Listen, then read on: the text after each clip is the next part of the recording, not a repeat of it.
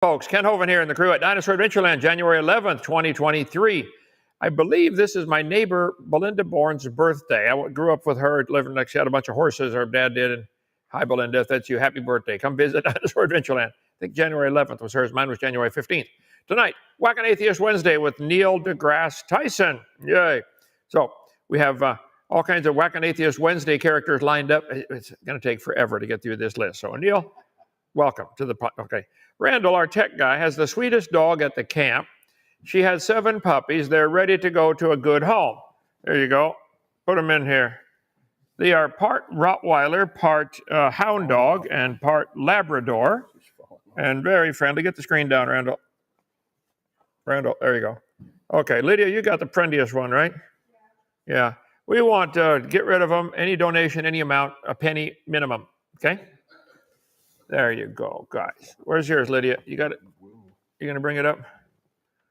Where's Lydia? Bring the dog up. Faster than that. Come on. There we go. Show them. This is the friendly one. Get up here. Come on. Get my daughter on screen here. Okay. Look at that. Look at that. A face only a mother could love. Thank you. Thank you. Okay. Talking about the dog. Okay. Let's see. Help us grow and reach the world. Tell your friends about us. Subscribe to the channel, all that kind of stuff. By the way, we get jumped up to another 1,000 subscribers, so 216,000. We've given tours to people from all over the world. Come here, Dinosaur Adventure Land. It's all free. We have 10 separate small places, about 10 by 10 foot, that need concreted for parking. So, any of you hardworking concrete crews, bosses, you know your crew deserves a break for a few days up from the cold weather up north. You folks in Minnesota and New Hampshire, bring your crew down and their families, and we'll house them and feed them and have them have a wonderful time and put them to work for a little bit pouring some concrete, okay? Get all the different jobs done. Come on, boss. All you pay for is the cost of getting them here and back. Show your crew how much you appreciate them. Bring them down. It's endless around here, guys. We cannot keep up. It's endless. We're trying, okay. So, tours, Dinosaur Adventure Land. Take the real tour, the Science Center tour, the farm tour, and the playground set the record tour. The Bible says God made everything in 6 days. That means dinosaurs lived with Adam and Eve. They did not live millions of years ago. And evolution is the dumbest and most dangerous religious cult in the history of the world. And Mr. Tyson, you promote that cult, okay? And we're going to whack you just sweetly in Christian love tonight. Okay, put your name on here instead of Professor Dave. Try to knock some sense into you in your imagination that evolution is true. Evolution is not part of science. Okay, come take the tour. Oh, we got SpongeBob bouncing. Look at that. Perfect. Okay. Want to help us win souls? Do you have a better place to invest your money in? We're winning souls down here, trying to. Help us stay open for free. 777 Club. Go to drdino.com, our website, invest. I want to help them. Give $1 a day if you can, or whatever you want to give to help keep going for free. Okay. Get our seminar series on science in the Bible, our Woe series on what on earth is about to happen. It's all free. Come on down. Visitors, we love it here. You'll love it here. Okay, atheist experience. All kinds of atheists out there. There are just so many that need to be whacked. I feel like I've got job security for the next 300 years. You guys, I'm trying, okay? Line them up. We'll knock them down. The atheist who came last Saturday said atheists love to watch Whackin' Atheist. Okay, if you want to get in line, come on down. This guy cannot figure out. I think those are ring antenna. Omnidirectional ring antenna. Yep. It's used for keeping those brainwashed by the evolution religion from thinking. It's working good for him, too. Okay, let's see. Whackin' Atheist Wednesday with Dr. Kent, the science gent. I don't know where my lab coat is. Is it in the Science Center? Yeah, I think it is. I need that lab coat. Dr. Kent, okay. Some narrow-minded bigots object to me being called doctor because I didn't get my degree from their accredited, approved indoctrination centers. I have 3 earned and 1 honorary doctorate. I identify as doctor, and I have for 30 years, so I demand that they call me by my preferred pronoun. How's that? Okay. I worked hard for my degrees. I don't know or care if they worked for theirs. If someone gets a DR from one of their schools, and comes out believing they're related to a banana and a worm, I don't like their degree either, okay? But I still call them doctor if they identify as one. Now let's focus on the real debate. Okay, usually Whackin' Atheist Wednesday, I wear red. Well, some red to, antagonize them. We're straight north of Pensacola, 70 miles, and Whackin' Atheist is just a fun fun activity. Even children can learn how to do it. No atheists are hurt in the whacking process, okay? Trying to wake you up before it's too late. Wake up, okay? So lots of evolutionists that need to be whacked. We can only do one at a time. So the winner tonight is Mr. Neil deGrasse Tyson, a couple years younger than me, American astrophysicist, author, and science communicator. He started at Harvard University, University of Texas in Austin, and Columbia University, okay? Neil deGrasse Tyson, born and raised in New York City, where he was educated in the public schools, clear through his graduation from Bronx High School of Science. Okay. He has 21 honorary doctorates. See, it's okay to get an honorary degree. I have one. Somebody honors you. We think you deserve it. Okay. Let's see. NASA Distinguished Public Service Medal, the highest award given by NASA to a non-government citizen. Neil deGrasse Tyson said, "To live an affliction-free life, we must confess to nature that we're a sack of chemicals." Where do you go to make this confession?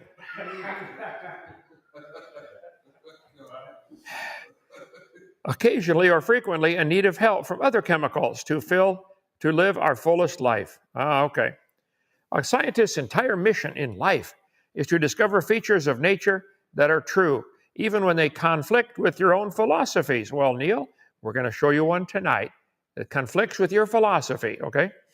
The most beautiful thing about the universe may be that it's knowable at all. For me, the summit of objective truth makes the universe itself the most beautiful thing in nature. So let's confess to nature that we're a sack of chemicals. Okay? That's your whole mission in life. He said, "Some claim evolution is just a theory, as if it were merely an opinion. The theory of evolution, like the theory of gravity, is a scientific fact." Stop right there, Mr. Tyson. You are absolutely wrong. There is nothing scientific about the evolution theory. To compare it, gravity we can observe and study and test and demonstrate. Nobody knows for sure what it is. Give me a jar of gravity and paint it red. Nobody knows what it is. We'll talk more about that Sunday morning. But we know we can see it. We can see it work. We don't ever see evolution work. No, anybody's ever seen a dog produce a non-dog or a cow produce a non-cow. Never. It's never been seen. It's not science. Accepting our kinship with all life on Earth. Oh, you're related to a worm, huh? Mm-hmm. Is not only solid science. No, I'm sorry, Neil. It is insanity to believe you're related to a worm. All these guys who claim they're related to something. Let's see. Jackson Rose related to a dinosaur. Mark Reed's related to a rat. P.Z. Myers is a fish. Yeah, I believe that one. Wade the Wizard is a snail. I know that one's true. Okay. Luca is a cow. He's related to a cow. Ken Rock's related to a turtle. T.J. Jump is related to a tomato. If a tomato is fruit, is ketchup a smoothie? Snake Was Right is related to a ladybug. And Professor Dave is related to a strawberry. Want me to put you on there, PZ? You related to all these things? What do you want to be related to? A worm? Okay. I'm sorry, you're simply mistaken. We had 2 videos of PZ1. This won't play tonight. Let me see if this one will play, Randall. The world has persisted many a long year, having once been set going in the appropriate motions. From these, everything else follows. Lucretius. In the beginning, about 13.7 billion years ago, all the space and all the matter and all the energy of the known universe was contained in a volume less than 1/trillionth the size of the point of a pin. Mr. Nelson, I will give you $1,000 if you can put a bowling ball into a dot 1,000th the size of a pin, let alone the whole Pacific Ocean and the whole universe. You guys are absolutely stark raving insane to believe these things. I guess I got to start it over every time. I was going to stop him a bunch, Randall. What happened? Huh? Can't do that in the slides unless you have your mouse cursor up. Oh, brother, here we go. Okay, let's see.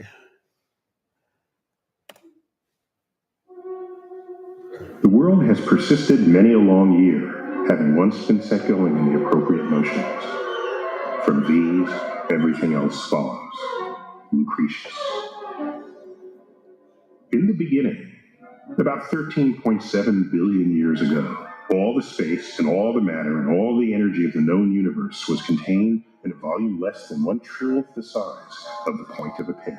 Conditions were so hot, the basic forces of nature that collectively described the universe were unified. For reasons unknown, this sub-pinpoint-sized cosmos began to expand.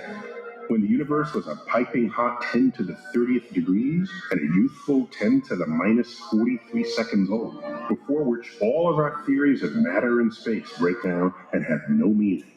Black holes spontaneously formed, disappeared, and formed again out of the energy contained within the unified field. Under these extreme conditions, in what is admittedly speculative physics, the structure of space and time became severely curved as it gurgled into a spongy foam-like form. During this epoch, phenomena described by Einstein's general theory of relativity, the modern theory of gravity, and quantum mechanics, the description of matter in its smallest scales, were indistinguishable from one another. As the universe continued to expand and cool, gravity split from the other forces.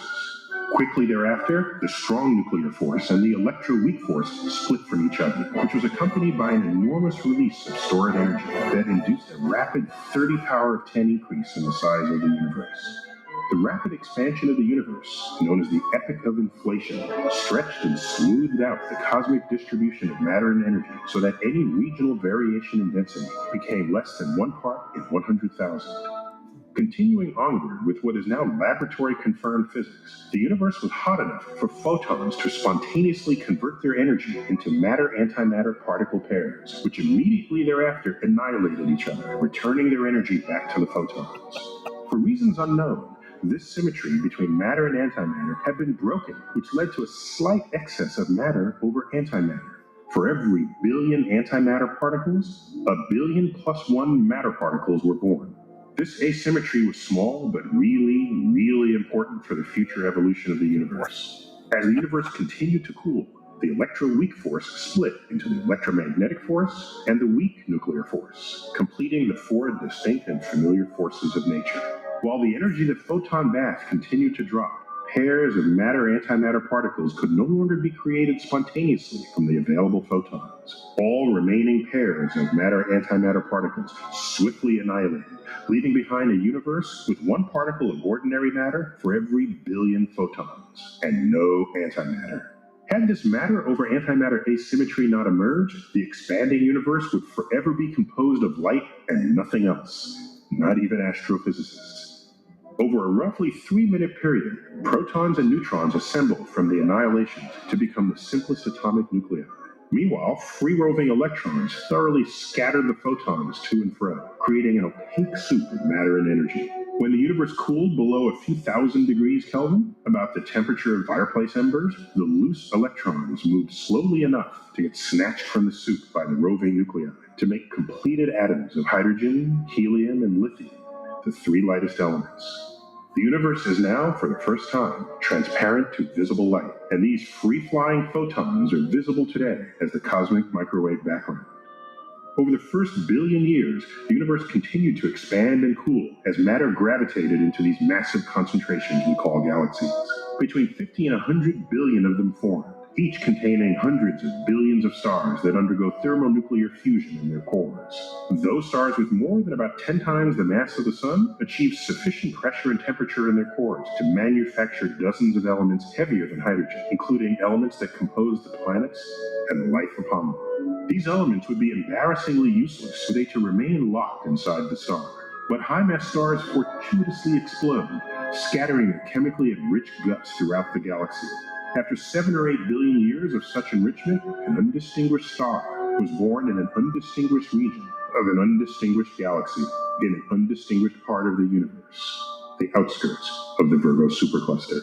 During the formation of this star system, matter condensed and accreted out of the parent cloud of gas while circling the Sun. The gas cloud from which the Sun formed contained a sufficient supply of heavy elements to form a system of planets, thousands of asteroids, and billions of comets. For several hundred million years, the persistent impacts of high-velocity comets and other leftover debris rendered molten the surfaces of the rocky planets, preventing the formation of complex molecules. As less and less accretable matter remained in the solar system, the planet's surfaces began to cool.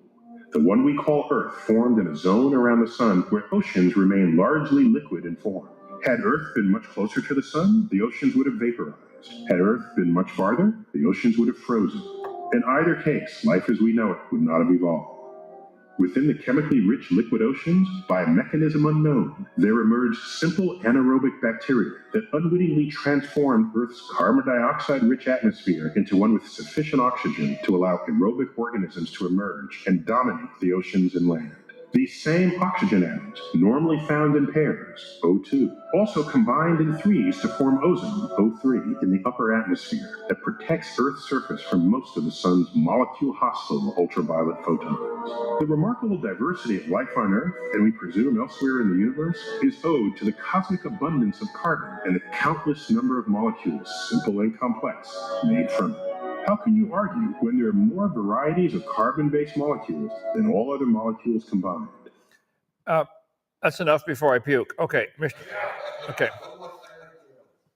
Does anybody see how this is something he believes? This is not demonstrable science.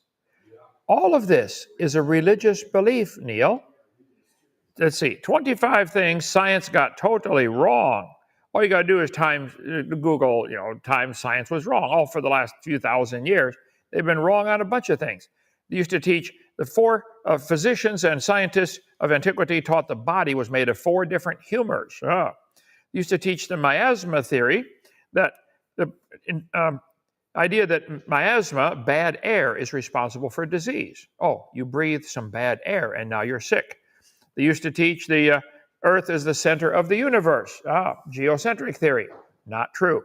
I just picked a few. Phlogiston theory said in 1600s, the element was meant to explain burning.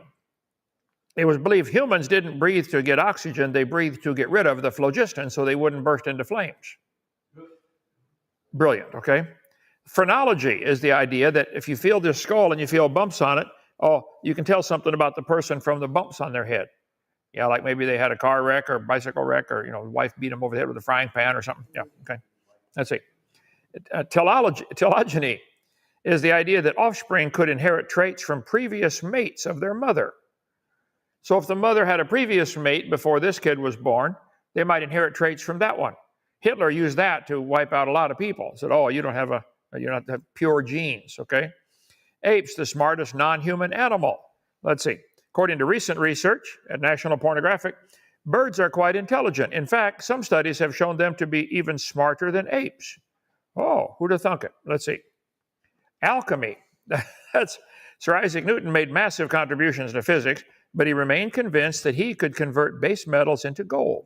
And they tried and tried to turn iron into gold and silver. Couldn't do it. Alchemy. Science. I love science, but science has a long history of teaching things that are just plain dumb. Wrong. And they're teaching one today called evolution. It's not part of science. Right. 10 most famous scientific theories that were later debunked. Okay. Science. What is science? Comes from the Latin word "scire," to know, knowledge. Science is knowledge. What do we know? And how did we get that knowledge? Well, usually it's knowledge gained by observation, experimentation, and testing.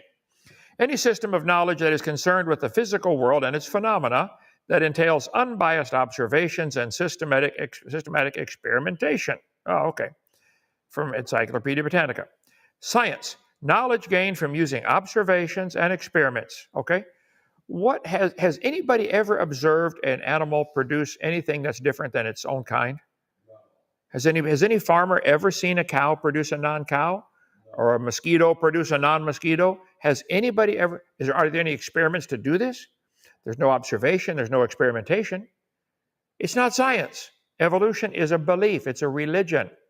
How does science differ from other fields of study?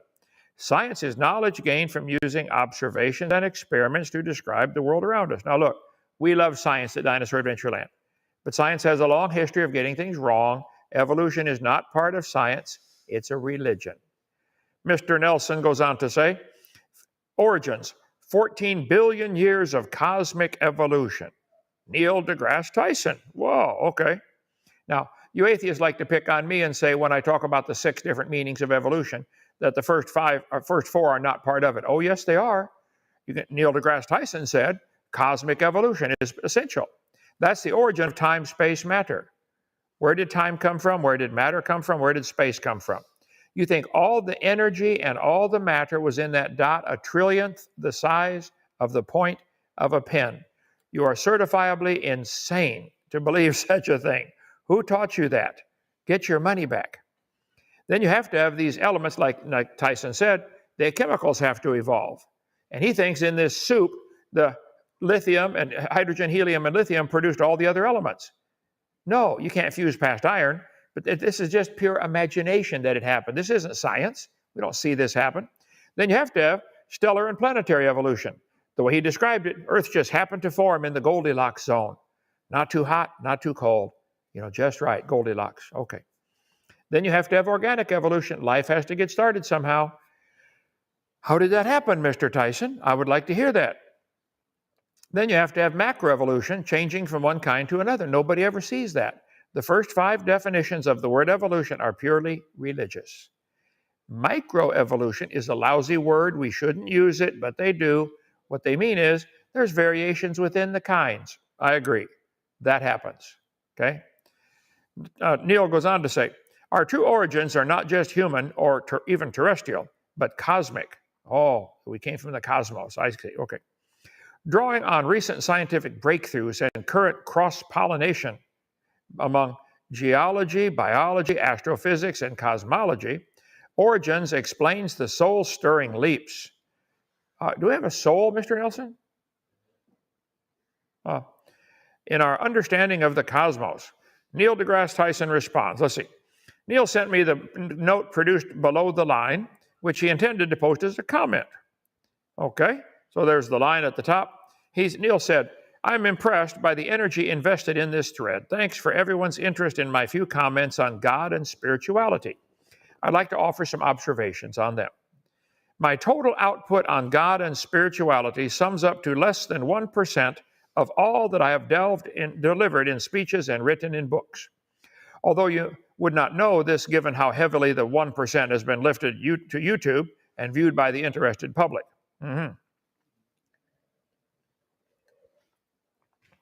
He said, I misspoke in that talk. The percent of religious members of National Academy of Science is half of that which I cited. But the error does not change the overall point being made. Odd that I would be credited with declaring that more educated people are less religious. Somebody said that he said, the more education you get, the less religion you have, okay? He said, I'm just citing the data, pointing out that the more they go to school, this does happen, it seems to, okay? I can only conclude that my overall message during the Beyond Belief talk was not 100% clear, since Professor Coyne, as well as the New York Times reporter present at the talk, were left with identical yet unattended reactions to my comments, as they both noted, as not as intrigued as I am, that religiosity drops with education, especially with science education, but does not drop to zero, not even for members of the National Academy. I think that's an amazing statistic, which tells us something about the human mind that is not yet understood. Oh, so we got to have some shrinks in the audience, all right? Let's see.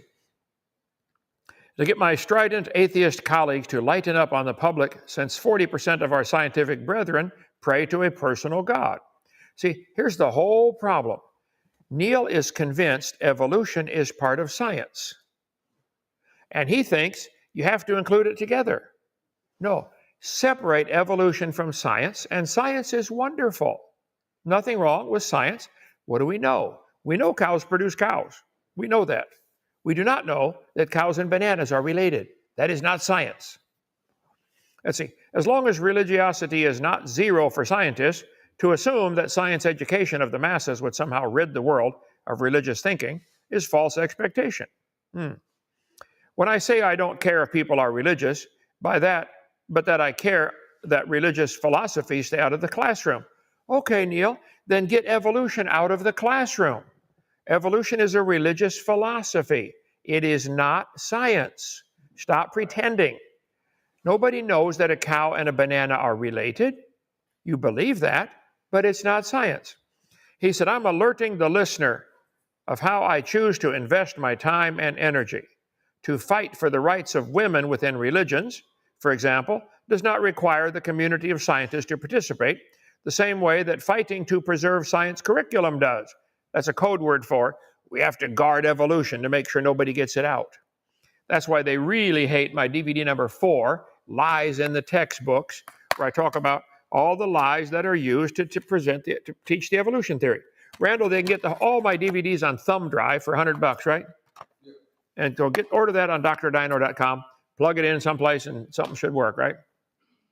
You got to plug it in the right place? To the back of the TV. Back of the TV? Okay, you can watch all my videos. We watch video 4. Now, Mr. Nelson, who calls himself Aaron Ra, the sun god, I'm going to call him Aaron Quincy Ra. You know what the quince fruit is? We got a quince tree growing up here. The fruit is hard as a rock. But if you cook it at 4 million degrees for 7 years, it finally softens up. And they make quince pie, quince jelly, quince, all kinds of stuff out of quince. Google it. Well, quince is hard-headed.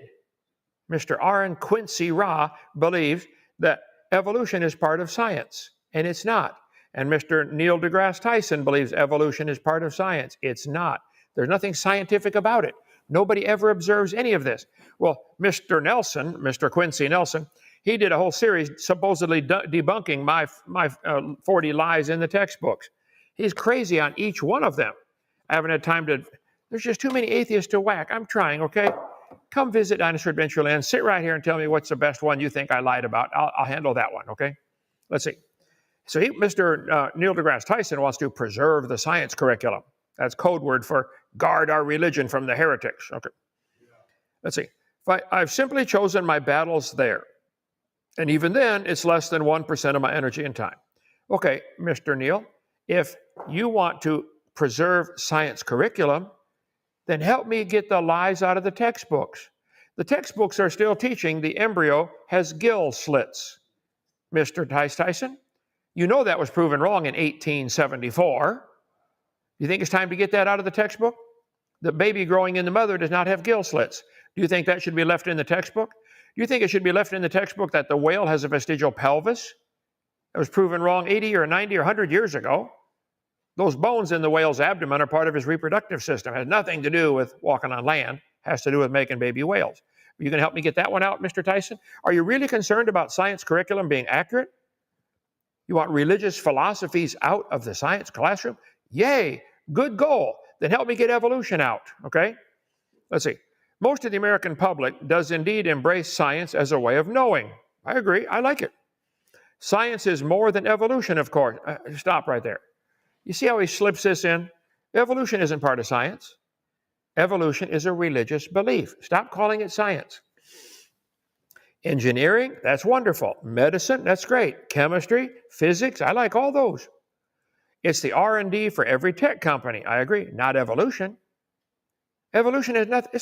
What has it helped in the advancement of anything? Is evolution theory why we have computers? Why we have plastics? Why we got to the moon? No, it's got nothing to do with science. The percent of totally, let's see, the percent of total funded science that ruffles the feathers of non-fundamentalist religious groups is small. And for the moment, religious fundamentalists still represent a small, but of course vocal minority. There again, trying to say that it's the religious fundamentalists that don't like science. We're just pointing out that you are a hypocrite claiming evolution is part of science. What is science? From the Latin word seer, knowledge. We know cows make cows. We know that, okay? Definition of science: systematic enterprise that builds and organizes knowledge in the form of testable explanations and predictions about the world, okay? Religions also attempt to understand and explain the world, but religion is not considered as science. I understand and I agree, and evolution is a religion and it's not science. That's why I often say neither should be taught in public schools. The bigger question is, should we have public schools at all? But if we're going to have them, they shouldn't teach one religion over another. But that's what they're doing by teaching evolution. Neil deGrasse Tyson breaks down science versus religion. I watched that one. I wanted to play it tonight. We got to get a better system, Randall, where I can play it and pause it and all that. Can you fix me up? Okay. So let me skip up to slide number 1959. There. Let me control the textbooks. I will control the state, Hitler said. Mr. Tyson, you want to control the textbooks to only teach your religion, don't you? Yeah. Bible says evil men and seducers shall wax worse and worse, deceiving and being deceived. You are deceived into believing evolution is part of science. And I'll debate you anytime. Any of you guys listening that you're mad, I'm picking on your hero, tell them call Standing for Truth. They're fair, moderator, equal time, no interrupting, no cursing. Call them. We'll schedule a debate every night for the rest of my life with any of you. 6 things the Lord hates, yea, 7 are an abomination unto him: a lying tongue, a false witness that speaketh lies. You're lying about evolution. There's no science behind it. A false witness shall not be unpunished. He that speaketh lies shall not escape. They delight in lies, the Bible says in Psalm 62. Jesus said, you're of your father the devil. He abode not in the truth. There's no truth in him. When he speaks a lie, he speaks of his own, for he's a liar and the father of it. These textbooks are full of just plain lies that are used to support the evolution theory.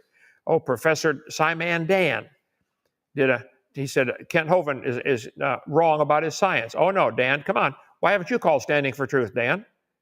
Huh? We got a 5-hour time difference with England over there. I'll do it middle of the night for you. That'll help. You deserve your tinfoil hat, Dan. You believe you are related to a frog. You need whacked back to reality. Come visit DAL. We'll do you the whacking right here, all right? Bible says scoffers will come in the last days walking after their own lust. Neil, you're a scoffer. This is you. Simon Dan, this is you, okay? They're going to say, where's the promise of his coming? Since the fathers fell asleep, all things continue as they were. This is uniformitarianism, and it's crazy, okay? Bible says they are willingly ignorant of 3 things. That by the word of God, the heavens, plural, heavens, were of old. Secondly, they're ignorant of the flood. The world was overflowed with water. Thirdly, they're ignorant of the day of judgment coming quickly. So the scoffers are ignorant of the creation, the flood, and the coming judgment. And Neil and Dan and Quincy, you're all ignorant of those 3 things, and they're going to happen to you. I'm your best friend. Let's see. I'd suggest you keep picking on softer targets because you're wrong about the evolution theory. Oh, Dan's done a whole bunch on flat Earth now. Good job, Dan. Stay off evolution. I have to whack you again when time comes around, okay? There's still a war going on, soldier. I suggest you pick up a weapon and stand a post. If you're not going to shoot, at least carry the bullets. Pay for the bullets or take care of the wounded. Find something to do in the war. Everybody ought to do something. So get our video series on woe and get our one on lies in the textbooks about mutations and all. It's insane what they're teaching our kids. We cover 40 lies in the textbooks just on video number 4. Get that one. Tell you what, get my series, get video 4, make 500 copies and pass them out to every kid in your public school. Drive around where the kids are waiting lined up for the school bus. Give one to each kid. Hey, kid, watch this when you get home. Give it to your teacher, okay? Everybody ought to see that one. Okay, questions or comments, Randall? Take my screen down there, brother, for now. How would you explain the difference between justification and sanctification? Justified is just as if I'd never sinned. My sins are gone. Now, that doesn't mean I'm sanctified and got away from all my sins yet in reality down here, but justification would be my standing before God. As far as God's concerned, sins are paid for. But as far as sanctification, getting rid of the sin in my life and in your life, that's a long process, okay? Anybody made it yet all the way? Okay, no, put my hand down. Okay, let's see. Regarding judgments in Revelation, have you thought about how they would occur outside of a supernatural act, like oceans becoming blood or the sun scorching with fire? I've thought about it. I don't see an answer. I just say, okay, Lord, you said it's going to happen. I have to take that on faith. Okay, don't know. We'll see. Thank you for the question. Let's see. That's it. All right. Tomorrow night, comments on comments. We got some doozies, man. And then making babies. How come you atheists and evolutionists have not answered any of my questions? How did the octopus know? They mate one time, but he knows with his third left hand to reach up her nostril to the back of her brain where the ovary is. And then he dies. He doesn't even get to raise the babies and tell them how to do the next generation. Hey, boys, she's going to probably eat you when you're done, but make it good. Do you atheists even think at all? Oh, no, we just imagine. Okay. Come on down, Dinosaur Adventure Land. If you want a puppy, please give us a call. Okay, see you tomorrow. Bye.